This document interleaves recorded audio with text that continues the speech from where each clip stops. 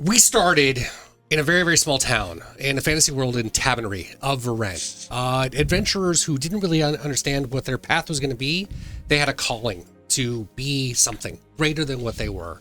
Whether they started off as a city guard or as a young minstrel or an adventurer or someone who was just trying to find their way on dry land again, we all found each other and became a team of heroes that took us kind of all over the place throughout Varen. We started traveling across the country of Navarre until it took us into a whole nother plane of existence where we were fought demons in hell. We made our way back out and then were called by magical forces stronger than us to go end corruption in a southern country in Thave. In so doing, we also toppled a regime of a blood witch and replaced it with another blood witch. So that worked out well. But it didn't feel like it because some of the adventurers felt like they lost their way and ended up quitting and giving up or changing entirely. So by the time the heroes came back together as another form of where they were going to go, they were different. They were changed. They were new people. And now what is a kineticist, mouse folk, rat folk who was joining us, there was a human wizard who was in place. There were now dwarves who had been outcasts from their own homes and had been refugees in a new lands that now joined the party. We were a stronger, more bonded group who had a strong conviction to consistently improve what Varen was going to be. And more than that, save what Varen already was. There are massive amounts of threats, and the stronger that we have gotten and the older that we've gotten, the more we learn about how dangerous it really is out there. Not just for the sake that there is war and there are lands conquering lands, but reality itself is actually at risk. The way we understand the world to be is being changed, is being broken from our original understanding of it. And it's done on purpose. We learned that there is a person, a creature named Sher Mordrin, who has the ability to literally change reality in all of Varen. And the only ones that can stop this particular being from ending all of reality are us, because of a selection of prophecies that came into being from, again, a completely other plane, another world. But knowing that we have this destiny, this calling, this fate, as it were, we consistently moved ourselves forward. We found the old fortress of Sher Mordrin. We toppled and defeated a dragon in the process. And after learning about what Sher Mordrin's goals were, specifically where Sher Mordrin was and why he came to Varen in the first place, we had a next step. We had a plan that could take us potentially to him so that we could bring the fight to him and potentially destroy him to save Varen in the process. To do so meant that we'd have to travel to a land that was cut off from the rest of Varen, the land of Zexa, who was run by an ancient, and it's believed, lich wizard, an undead wizard of immense power who controls this entire land after creating it. So even though our airship, the Wake, has been severely damaged, we did our best to get it repaired after the big old dragon fight that we had in Canabrin. So we took it up to Shadowhall, where we met more of the other dwarves that Ansgar and Golly were familiar with and knew. In fact, they met family there. They met relatives that they had missed and they had lost. Golly was reconnected with his wife, who was up there. A reunion that was so special and so valuable to him that he decided to stay behind and to actually give up his adventuring life and calling, perhaps, so that he could be with her. Thankfully, while we were there, we actually did encounter some pretty amazing magic in the vaults of the Chaloran vaults, deep beneath Shadowhall. It took us a minute to get past a big sea of undead people to get in, but once we did, we found not only some incredibly rare magical items like Vedanite, which we were seeking out, but we met a creature in there, a living metal being named Vessel, who was the guardian of the vault, had been built 4,000 years prior to us being there. And because of our connections, our mutual enemies, Vestal took us through the vault and gave us guidance. He took us to the Forge Vaults. He took us to the True Vault at one point, which was incredibly dangerous to get into. We didn't find as much like massive amounts of gold that was there. Apparently we didn't ask for that. We were looking for magical items. And one of the magical places we were taken to was also called the Room of Far Sky. The Room of Far Sky was, again, speaking of incredible magic, something that we had never seen before. It was full of different runes and artifacts, and when calibrated correctly, you could teleport yourself to nearly anywhere in Varen, as long as you lined up the stars and the ground and the alignment to that point of the land. Ansgar did it originally while Jericho and Hemlock were sitting in the chairs, kind of the viewing chair where we were seeing it all. And that was when we learned that they got teleported out. And unfortunately, they got teleported to a very dangerous place. The Telagil Forest that was down by Azamir. And also, as we learned, completely covered in void. The same void that we were sent down to Thave to prevent from infecting Indavar. Looks like we didn't get it all because it nearly killed them the moment they got there. We managed to bring them back, but not before swapping ourselves around in the process. A couple of us sat in the same chairs, and our minds and reality got a little altered. We didn't really understand exactly how things happened the way they did. We were all still here in the process. And Ansgar even got better at using the chair, and we followed a couple of different rules to teleport ourselves out of the vault. Every one of us, with the exception of Vessel, made it to the landing pad on the north side of Shadowhall. We encountered some other people up there. Turns out there was a massive event happening that we were able to protect some of the guard dwarves that were trying to ignite the blue flames again. And Galen encountered something up there that was new for everybody. It was this glowing orb that Vessel immediately warned him to not get near and not touch. It was referred to as a soul core, and it was actually possessive of Vessel. It was Vessel's soul core, and it was the thing that was keeping him in the vault for the past 4,000 years. The only way he could be removed from the vault was if he was given his soul core, but whoever touches the soul core to give it to Vessel would then take its place and would be stuck anytime they are also in a vault. Galen took that risk anyway and reached out, grabbed the soul core, and gave it to Vessel, freeing him for the first time in his 4,000 years of existence, allowing him to leave the vaults and step away. Vessel did. Galen is now on notice to never enter a Chaloran vault ever again or face the consequences, genie style. And the rest of us jumped on a ship. We tried to get Golly to come with us. Golly, again, really wanted to stay with his wife and was very excited to be reunited. So Vessel took his place, and we all piled onto the still broken wake, because if you recall, we took it to Shadowhall to get it repaired, and it couldn't. They weren't able to do so up there. They are masons and stoneworkers and magical items, but not so much shipwrights. So we took the ship down to Port Heath to get it fixed up down there, and found that sticker shock is universal. And if you are given a repair bill, it's never going to be what you think it's going to be. It's always 5 times worse. We couldn't afford to repair the wake. We couldn't afford to repair the wake for an entire year. So Zaldor made the call to repair just enough, just to keep us flying, and get ourselves to Zexa, because we're not that far anyway. It's already down south of Varen. We should get ourselves there. Zaldor decided to take the wake. We flew it down to Zexa to find that it was protected all around the entire country with this huge magical storm. This massive, massive thunderstorm with lightning and magical beings and powers and all sorts of very, very keep away energy inside of it that we defied. And when we found out the small town of Lasara, where the Crystal Bell was housed, the Crystal Bell that we learned about that Share Mordrin was seeking out so that he could access the Quiet Room, Our goal was to follow in those steps, and to get to Flassara was the process. So Zaldor steered the ship into the storm, altering reality as we knew it.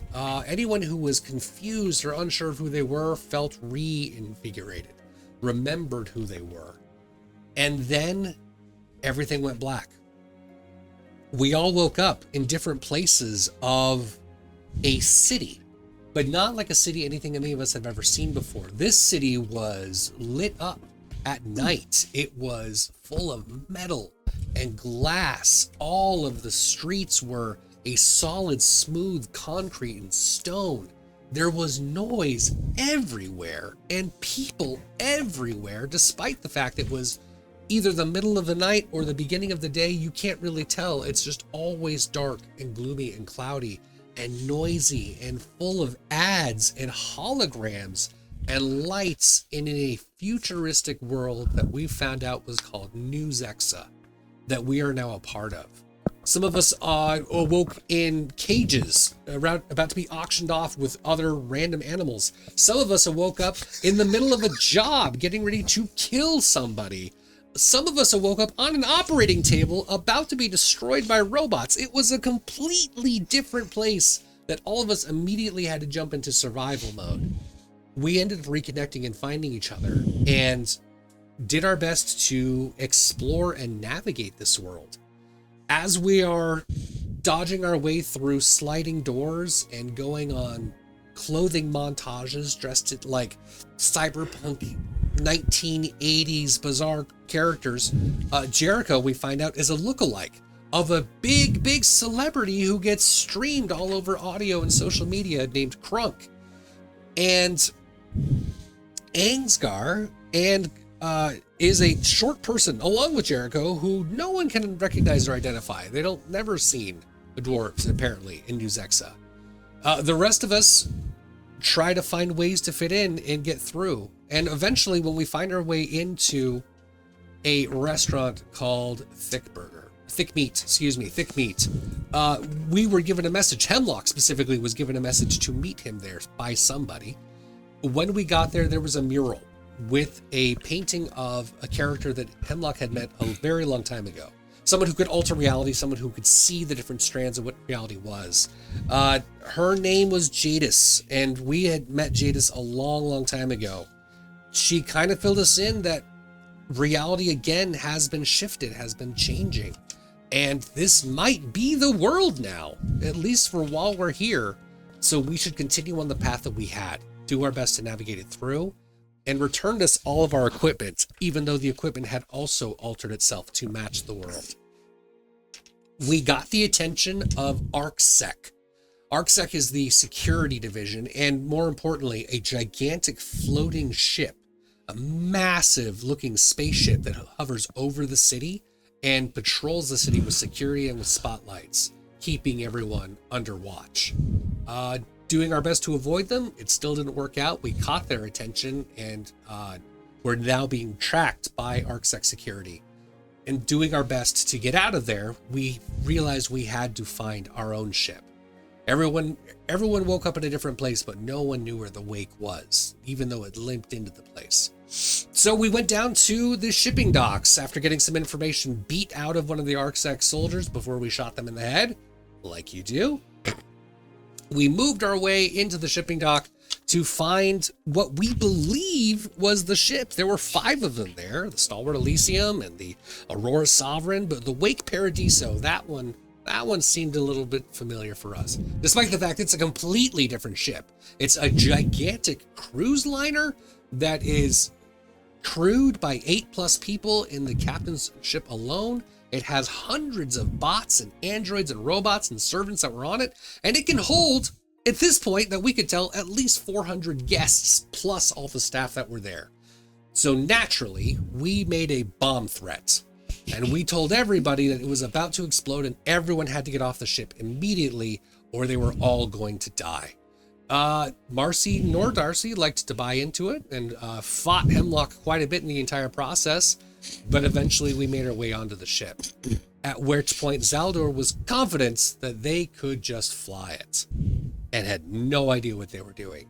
It was a near disaster as they were yanking this ship, who was already in its docking port with lots of cables and maintenance crew all around. As they tried to scrape their way out of there, they luckily were able to hijack an engineer who didn't know that he was still on the ship, named Mac, who could talk his way through at least finding the manuals and talking Zaldor into getting it off the ground. And so they did. The entire Neon crew of the New Wake stole the Wake Paradiso and flew it off to an abandoned military base. What they didn't bother checking until they were in the air, though, was all of the cargo that was already on the ship. Remember all the people they had scared off with the bomb threats? The cargo hold was still there with all the luggage of those people and all their pets. Ansgar is very, very careful about animals, and everyone knows this. He loves them very much, so he wanted to set them all free. And so he set them all free into electric fences and killed most of them. He didn't do it on purpose, he says, and we believe him, we say.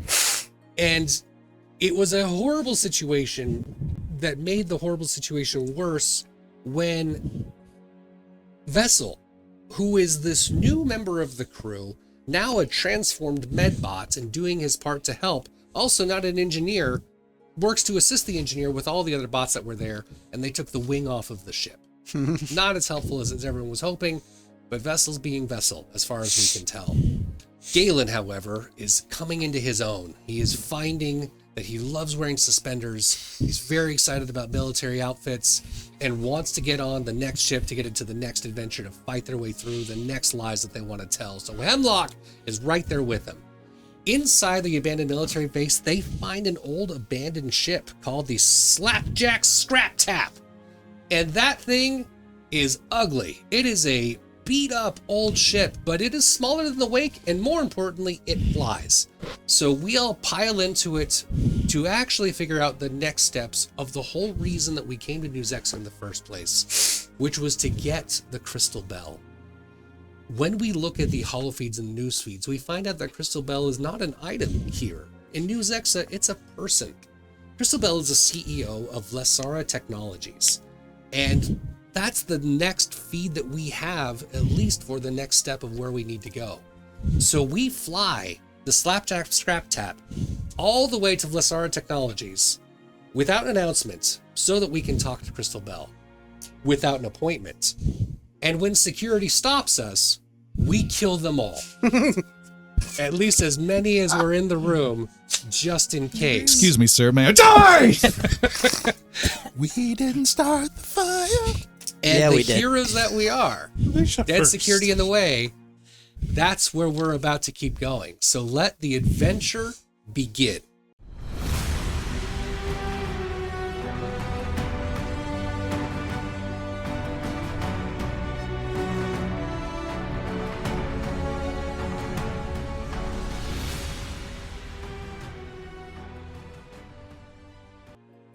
Hello and welcome to the Inglorious Bards. I am your obsequious Game Master Tom, and this is Adventure 67. If you are joining us for the first time, where have you been? We've missed you. No, seriously, we've got some great catch-up episodes where we give you about a 10-15 minute overview of the campaign bringing you up to this point. So check that out first, and then we'd love having you join along with us. For those of you who've been with us for so long, thanks for all the support. Please drop by the Discord. We love hearing all your comments about the adventures there. You can check that out at ingloriousbards.com.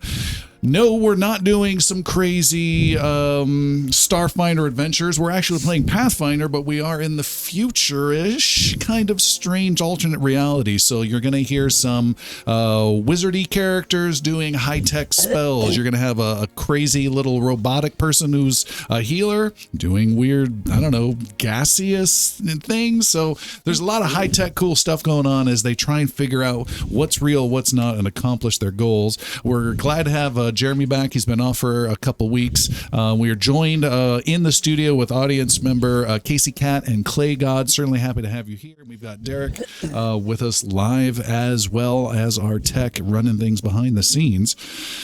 Let's get a quick introduction of our folks here.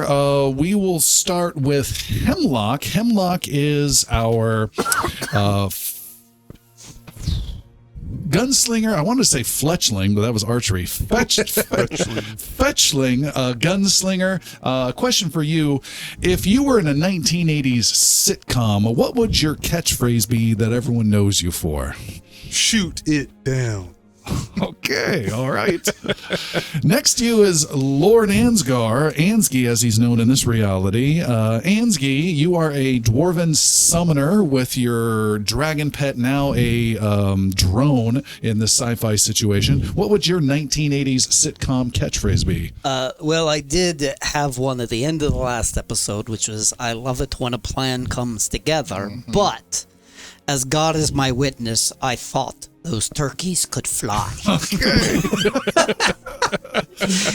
Before they hit the fence. And let's go over to Vessel. Vessel is a large automaton, our healer in the group. What's your 1980s sitcom catchphrase? Did I do that? Okay. Next to you is Jericho, our gnome bard. Same question. I am here to crunk you up. Okay. And then we have, let's do Galen. Galen is our human thaumaturge, our supernatural swordsman. What's your answer to that question? Trust me, I know what I'm doing. Oh, God. I don't know about that. And then last, not least, is Zaldor, our human wizard. What is your 1980s sitcom catchphrase? Now that's what I call magic. Okay. Fantastic. We are going to dive back into our adventures and see where these heroes go next. And let's get a recap of what happened last time from Jeremy. Okay.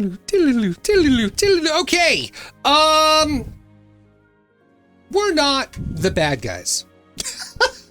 We want to believe that. We're pretty confident in that. And despite the fact that we lie to everybody just to get into making bomb threats to get people on a ship that we think is pretty ours so we can steal it, doesn't mean we're the bad guys. We are protecting people. We're here on purpose to save them.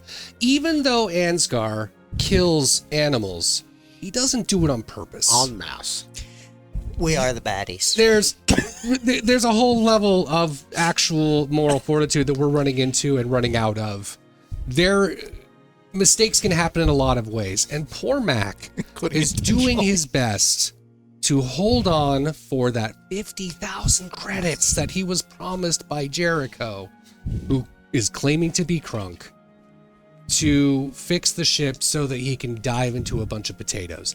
That's not real. It's not happening. But Mac believes it, and so he's trying his best to keep the ship floating apart. Vessel was helping and doing his part with all of the service bots that are now on the Wake Paradiso, following Vessel like no one else is in command. And as far as they can tell, no one else is. So when Vessel says go, they go. When Vessel says stack yourself 30 feet high and hold up this wing, they will do that, even if it means being crushed to their death, despite the fact that he names them Theodore. Proud devotees. We're still the good guys, though. We know we have a goal. We have a plan to do things better. And Galen and Hemlock do what they do best and start exploring and finding information out. Jericho goes with them. They found that there is another ship inside this abandoned base, which thankfully, even though he is a very good guy, Hemlock can break into almost anything and hack his way through what these different codes were. He got the ship up and running. The Slapjack Scrap Tap. This is that's a workhorse of a ship. It is run down and ruddy and the exact polar opposite of the Wake Paradiso. It does not look good at all. But does it fly? Hell yes. And fly it did. And so we all piled into it to actually go through with the process of why we were in Vlissura in the first place.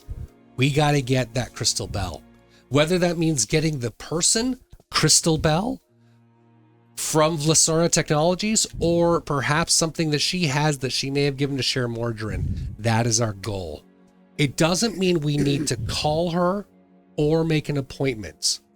That's not how we do things. We walk in and fly by the seat of our pants and let the chips fall where they may. Even if it means falling into an entire armed security guard and killing them in their own lobby.